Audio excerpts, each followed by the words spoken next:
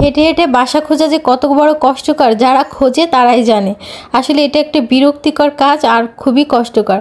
এ বাসায় ও বাসায়, এ বাড়ি থেকে ও বাড়ি খুঁজতে খুঁজতে পায়ের তো 12টা বেজে যায়, এদিকে মাথারও 12টা বেজে যায়। যাই হোক, আজকেও বাসা খুঁজতে বের হয়েছিলাম। আলহামদুলিল্লাহ আজকে বাসাটা পেয়েছি আর কনফার্মও করেছি। তবে ভিডিওতে যে বাসাটা দেখছেন এই বাসাটা না, আরেকটা বাসা আমরা কনফার্ম করেছি। যখন উঠবো তখন অবশ্যই ভিডিও দেখাবো। আর এই বাসাটা এত ভালো ছিল, এত সুন্দর ছিল, অনেক বড় ছিল, 3টা বেডরুম ছিল। তো আমি এত বড় বাসা নিব না, বিধায় বাসাটাকে নিলাম না। যাই হোক, বাসা কনফার্ম করে এসে এখানে বিবলাকে আসলাম। আর বিবলাকে এসে তো কোনো কিছু চেনার উপায় নাই, সব কিছু পুরো চেঞ্জ হয়ে গেছে। তো বাসা খুঁজতে খুঁজতে সবারই গলা বুক শুকিয়ে গেছে। ভাবলাম একটু গলাটাকে আগে ভিজিয়ে নেই। এখানে আখের রস খাচ্ছিলাম।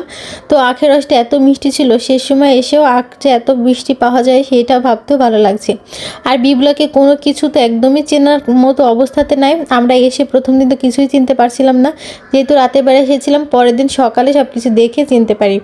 আর বিবলাকে দেখলাম যে ঢাকার মতো এখানেও শুরু করছে, মানে ভাইরাল মুড়ি মাখা আর কি। এখানে বুট ছোলা থেকে শুরু করে মুরগির গলিজা, তারপর গিলা, তারপর ডিম, তারপর ওই যে মানে মুরগির যে অন্য সব পার্ট থাকে সব কিছু দিয়ে এখানে মুড়ি মাখিয়ে দিচ্ছিল। তা দেখে বেশ লোভনীয় লাগছিল। তো আমার মুড়ি মাখা খেতে মন চাচ্ছিল না।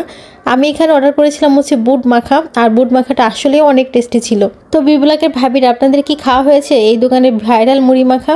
আমি তো আজকে বুট মাখা ট্রাই করলাম, নেক্সট দিন এসে মুড়ি মাখা ট্রাই করব। আর চিতই পিঠা খেতে ইচ্ছা করতেছিল, ভাবলাম কিছু ভাপা পিঠা চিতই পিঠা খাবো। তবে একটা মজার ব্যাপার এখানে এসে বুঝলাম যে এখানে আপনার মানে ভাইয়েরা যে পরিমাণে পিঠা ফুচকা আর চটপটি খাচ্ছে, মানে ভাবিদের কোনো খোঁজ নাই। মেয়েদের সংখ্যা থেকে এখানে পুরুষদের সংখ্যা বেশি। মানে আর্মি পার্সনরা যে এত পরিমাণে ফাস্টফুড খাইতে পারে, এখানে না আসলে আমি বুঝতাম না। আমি দেখে পুরো অবাক হয়ে গেছি, প্রচণ্ড হাসিও পাচ্ছিল। আমি আপনার হাজব্যান্ডকে বলতেছিলাম যে আচ্ছা এরা কী পরিমাণে এগুলো খাইতে পারে, মানে এক একজন 3টা-4টা করে চিতই পিঠা খাচ্ছিল। আমার দেখে বেশ ভালোই লাগতেছিল যে পুরুষ মানুষ আসলে এগুলো খাইতে পছন্দ করে, শুধু মেয়েরা না ছেলেরাও পছন্দ করে, তাই না? যাই হোক, চিতই পিঠা খাওয়ার পরে ঝাল লেগে গিয়েছিল। তারপর একটা ভাপা পিঠা নিলাম। আর ভাপা পিঠাতে বেশ মজা ছিল, মানে বেশ বেশি করে গুড় টুড় দিয়ে বানানো ছিল, খুব মজা লেগেছিল খেতে। যাই হোক, এখানে ভাপা পিঠা খাচ্ছিলাম আর দুজনে মিলে একটু গল্প করছিলাম। আর ওদিকে ছেলে পিঠাটিটা কিছুই খাবে না, সে খাবে চিপস মাখা। তো 1 প্যাকেট চিপস মাখাই দিয়েছে, 80 টাকা দাম নিচ্ছে। এটা কোনো কথা হলো?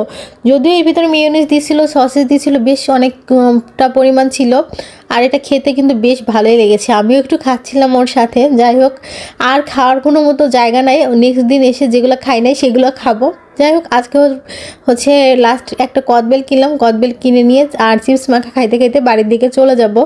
এই ছিল বিবলাকের ঘোরাঘুরি। আর এদিকে তো বাসা খুঁজতে খুঁজতে নাজেহাল অবস্থা।